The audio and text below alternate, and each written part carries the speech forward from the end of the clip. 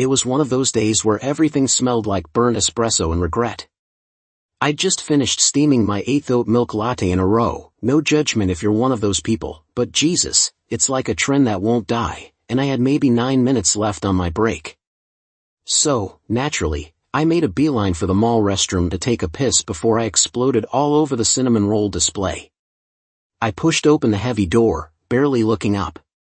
The place was quiet, just the echo of a hand dryer going off and the faint buzz of the mall speakers piping in whatever pop song was on rotation that week. I was halfway through relieving myself when I noticed someone else was there. Not just someone. Him. Tall. Broad. Clean-cut. He was at the sink, rolling up his sleeves like a Calvin Klein had come to life. Jet black hair, slicked back in a way that should have looked try-hard but didn't. And those arms? Like they had their own security clearance. He looked like the kind of guy who could lift an SUV or, like, make you feel safe in a blackout. I finished up and moved to the sink next to his. Tried to act cool. Tried to ignore the fact that he smelled like soap and leather and probably testosterone. He caught my eye in the mirror. Gave me a small nod. "Hey," he said, simple, easy. I nodded back. "Hey."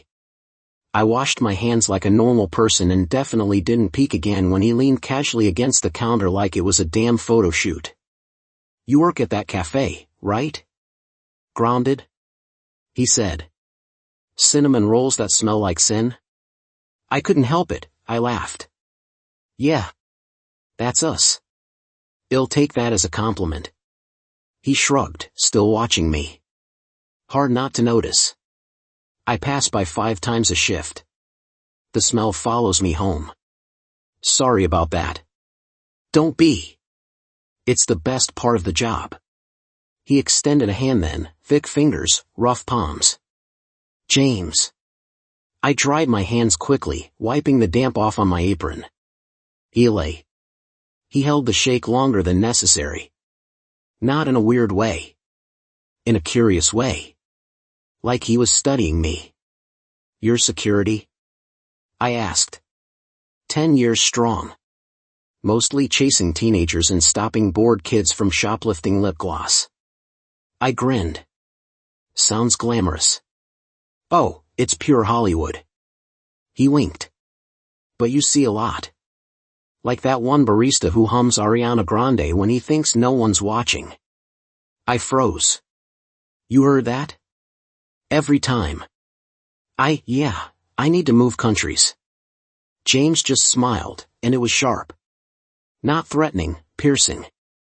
The kind of smile that knew exactly what it was doing. "Confidence looks good on you," he said. I think I forgot to breathe for a second. My chest felt tight, not in a bad way. In a holy shit, what is this kind of way? So I just said the first dumb thing that came to mind. "Maybe he'll hum louder next time." He tilted his head a little. "Maybe he'll stick around to hear it." And just like that, I was sweating more than I ever had behind the espresso machine. I gave a nervous laugh, probably more of a choke, honestly. I should get back before my boss thinks I've passed out in a stall. James nodded. "See you around, Eli." I turned to go, paused, and glanced over my shoulder. "Yeah. You will." I walked back to work wondering what the hell just happened. But one thing was clear. This break was way more interesting than my cinnamon rolls.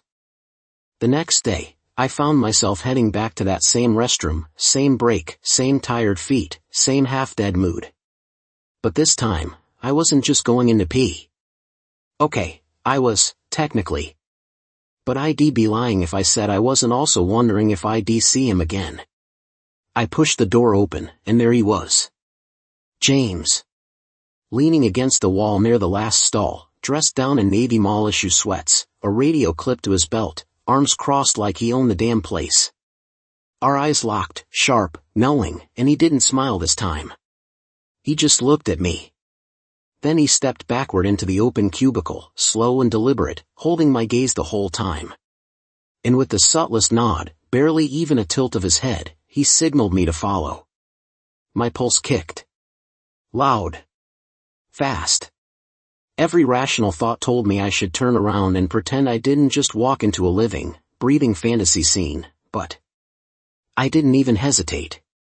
Inside the cubicle. I slipped inside and shut the door behind me. The click of the lock sounded way louder than it should have. The space was tight, barely enough room for 2 people. But James didn't move. He just stood there, watching me. The smell of his cologne hit me up close this time, clean, masculine, like cedarwood in heat. "You sure?" he asked, his voice low, barely above a whisper. Not hesitant, respectful. Like he was giving me an out, even if his body said otherwise. I nodded, suddenly aware of just how small I felt next to him. "Yeah," I breathed. "I wouldn't have come in if I wasn't." His lips twitched into the faintest smirk, and then he moved. One hand found my waist, the other sliding up the back of my neck, fingers weaving into my hair as he pulled me in. Our mouths crashed, hard, hungry, like this had been simmering since yesterday, and now would finally turn the heat all the way up. He tasted like mint and heat and something dangerous. I groaned into him as his hands roamed, rough and sure, dragging me flush against his chest. My apron got bunched up between us, and I felt his fingers tugging at the knot, yanking it loose like he'd been waiting to do that all day. "Been thinking about you," James murmured into my ear. His breath was hot against my neck, and I shivered. "All night." I barely managed to gasp, "Me too," before his mouth found that spot just below my jaw. God, how did he know already? And I nearly melted against him. One of his hands slid lower, palming my hip, guiding me back until I was against the wall. The tile was cool through my shirt, but James was anything but. He pressed in close, hard and ready, and my whole body reacted, hips grinding instinctively, breath hitching in my throat. "You're dangerous," I muttered. He chuckled, deep and warm. "And you walked right in anyway." Before I could respond, his lips were on mine again, his thighs sliding between mine, grinding slow and firm. I moaned, quiet, but probably not quiet enough, and clutched at his shirt, needing something to anchor myself. James's grip shifted, his fingers threading through my hair with a firm, steady pressure that made my knees soften. He didn't force me. He didn't need to. Just a gentle downward tug, a clear signal. And I didn't hesitate. I dropped to my knees on the cool tile, the weight of the moment pressing heavier than the floor beneath me. I looked up once, his eyes were locked on mine, jaw tight, chest rising and falling like he was holding something in. And then I leaned in. The scent hit me first, clean cotton mixed with the raw, musky heat of him. That thin layer of cloth separating me from what I knew was waiting underneath pulsed with warmth, already thick and heavy against my cheek as I nuzzled in. I inhaled deep without meaning to, instinct, hunger, whatever the hell you'd call it, and it was so damn manly I could taste it. James exhaled, long and slow. His hand stayed in my hair, not pushing, just holding. Letting me move at my pace. I kissed him through the fabric, slow, teasing. He twitched in response, a low growl catching in his throat. That little sound drove me wild. I mouthed him again, harder this time, and felt the tension coil on his thighs as he widened his stance slightly. "You really don't play shy," he said, voice rough. I glanced up, lips brushing against him. "Not with you." That earned me a sharp breath and a gentle, approving squeeze at the back of my head. I didn't rush. I wanted to savor this. The way he smelled, the heat radiating through his clothes, the weight of him resting against my tongue even before I freed him. Every part of this felt like a slow ignition, and I was already burning. His breath hitched above me, and I could feel the way his body was fighting to stay still, fighting not to lose control. I dragged my mouth slowly, deliberately, letting my lips and tongue work through that thin barrier, every breath I took feeding my own arousal. He was heavy against my face now, barely contained by fabric, throbbing with need. And I hadn't even touched skin yet. Then James hissed through his teeth. "Fuck." He lay. Hearing my name like that, gritted between clenched teeth, thick with tension, it did something to me. I reached up, hooked my fingers into the waistband, and looked up at him one last time for permission. He gave me the smallest nod. Tight. Desperate. And then I freed him. The weight of him dropped heavy into my hand, hot and slick at the tip, and the way he twitched when I wrapped my fingers around him. Pure electricity. I wasted no time, no teasing now, not with the way he was groaning low in his chest, like holding back was physically painful. My mouth met him, and everything went silent for a second, like the world just stopped so I could feel him fully. James lost his composure. He swore, low and filthy, both hands gripping the back of my head now, but still giving me control. His hips jerked once, hard, and I moaned around him as he started to rock, slow but deep, into the wet heat of my mouth. The taste of him was raw, heady, completely masculine. I took him deeper, the sounds he made getting louder, rougher. Jesus, Eli, shit, so good. The stall creaked as he braced one hand on the wall, the other buried in my hair. He was barely holding on. I could feel it in his thighs, in his breath, in the way he started to pulse in my mouth. Don't stop, he rasped. I'm gonna. And then he broke. His whole body tensed, hips snapping forward in one final thrust, and he groaned, deep and wrecked, biting down on his knuckles to muffle the sound. I held him, took every twitch, every wave, feeling him throb against my tongue, tasting the hot, salty proof of how badly he had needed this. He leaned against the wall, breathing hard, like he'd just been through a war. His hand slipped from my hair, down to my cheek, warm and trembling. Holy shit, he muttered, eyes still half-lidded. You, Eli. You just ruined me. I wiped my mouth, let out a slow breath, and gave him a crooked smile from where I knelt. Anytime, I said, voice hoarse. Really? Anytime. Later that day, cafe counter. It was maybe 3 hours after the stall situation. My knees were still a little sore, and my brain hadn't rebooted properly since. I was trying to focus, frothing milk, grinding beans, pretending I hadn't just been on mine for one of the most intense moments of my life. And then the door chimed. I looked up, and there he was. James. Smiling like a man who knew exactly what he'd done, and that I liked every filthy second of it. He strolled in with that slow, unbothered confidence, hands in his pockets, blue eyes locked on me like I was the only thing in the room. And I swear to God, I felt heat rush straight back to my cheeks. My apron suddenly felt way too thin. Hey, he said, stopping at the counter. Busy shift? I snorted. It was quiet until someone ruined my break. His smile widened. Ruin it? I thought I made it unforgettable. I leaned in on the counter, arms crossed, smirking. You definitely made it something. I think I'm still dizzy. Hydration helps with that, he said, casually. And caffeine. I raised an eyebrow. You're ordering coffee? After all that? He shrugged. Figured I owed you a drink.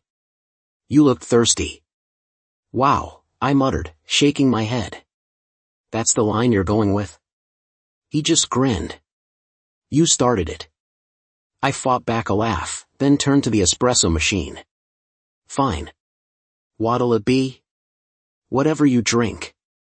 Surprise me. I glanced over my shoulder. Dangerous move, trusting a barista with a grudge.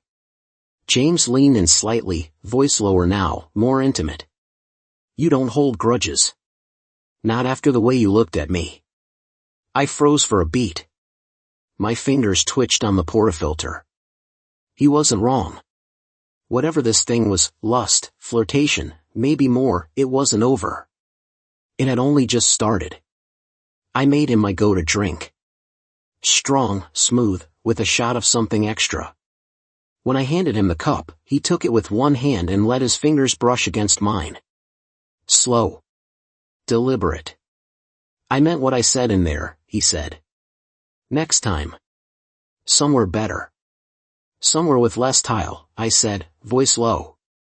And maybe a bed? His lips curved, but this time softer.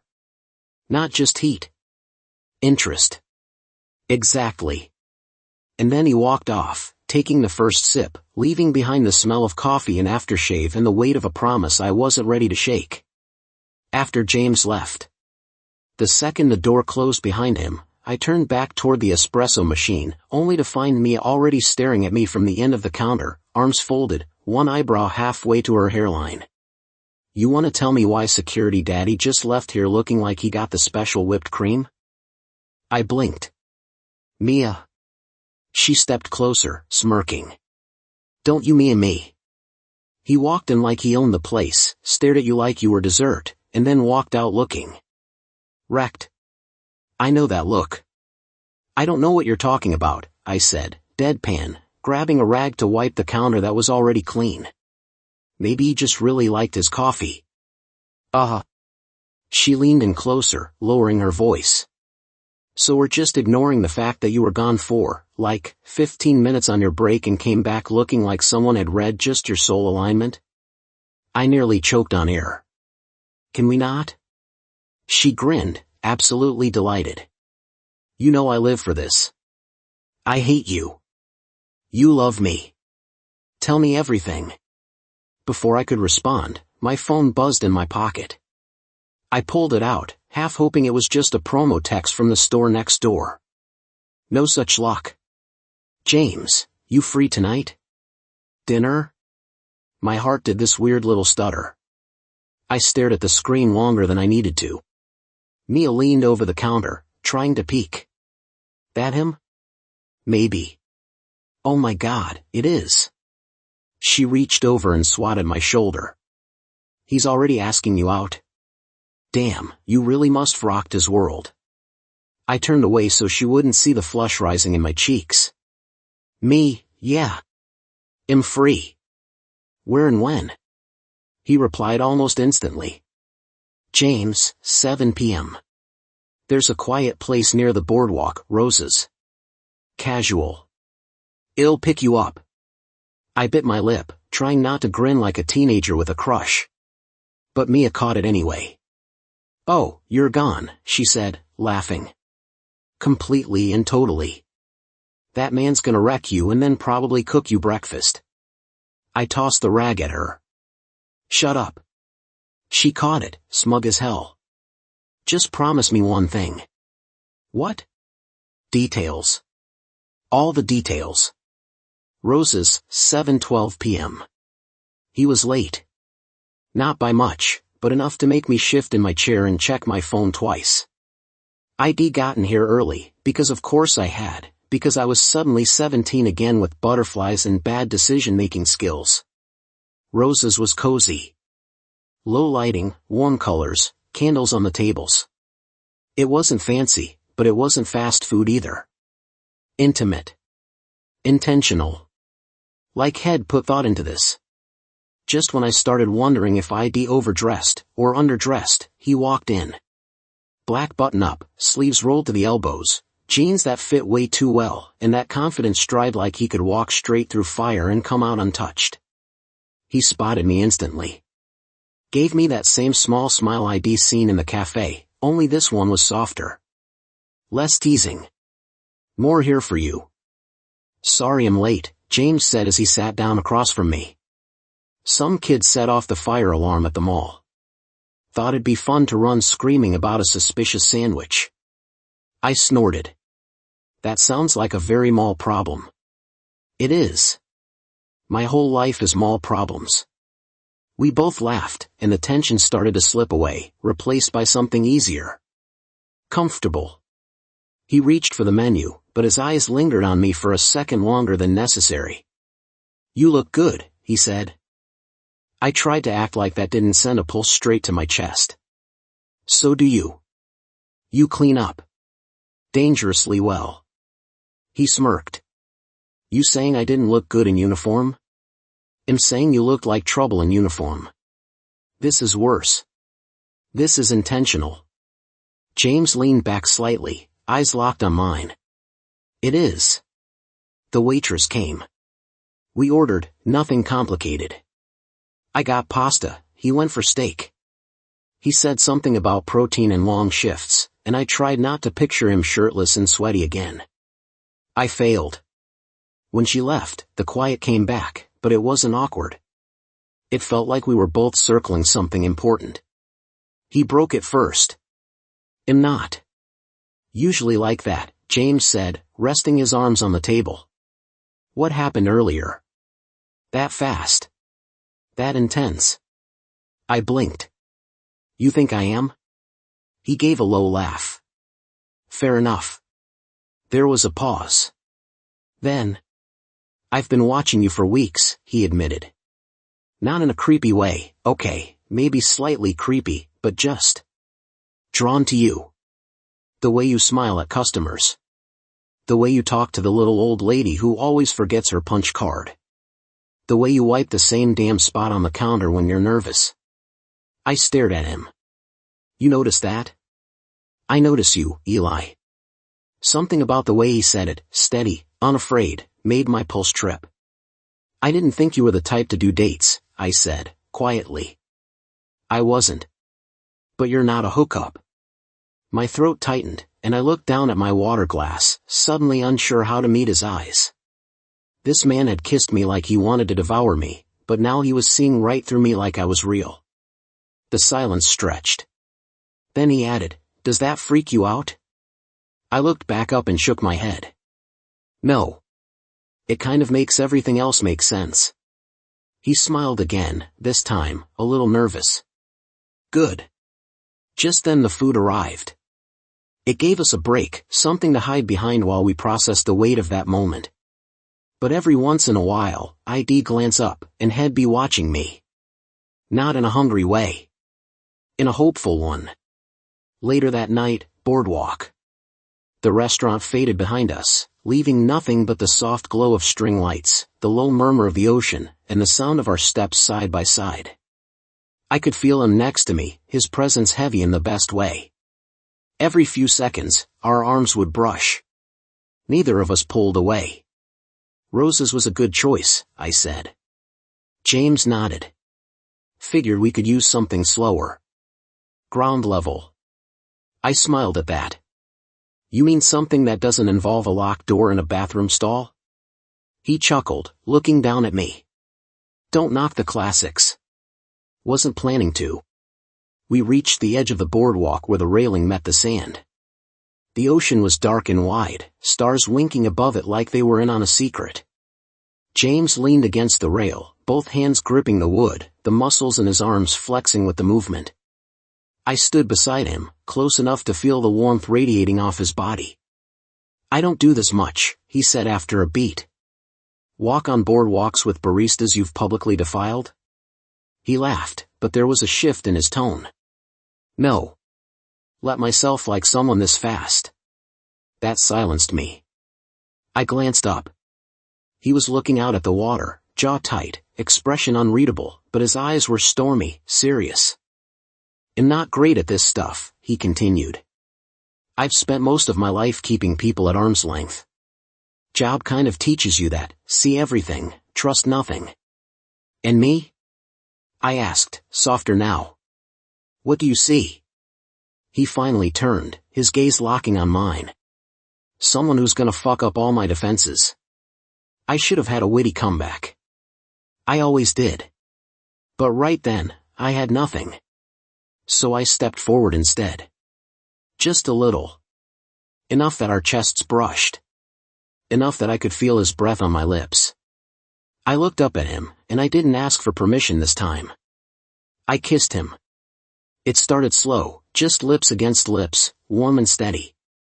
But then his hand slid up the back of my neck, and the other wrapped around my waist, and it deepened. Got rougher. Hungrier. He kissed me like he'd wanted to all night but held back out of some misplaced attempt at civility. Like now that I'd opened the door, he was stepping through it with everything he had. My hands curled into his shirt, and I melted into him, into the solid strength of his chest, the scratch of his stubble, the way he moaned, actually moaned, into my mouth like he'd been waiting for this forever. We broke for air, but barely. "Your place or mine?" he asked, voice low and ragged. "Yours," I breathed. "I want to see what you're like when we're not against a wall."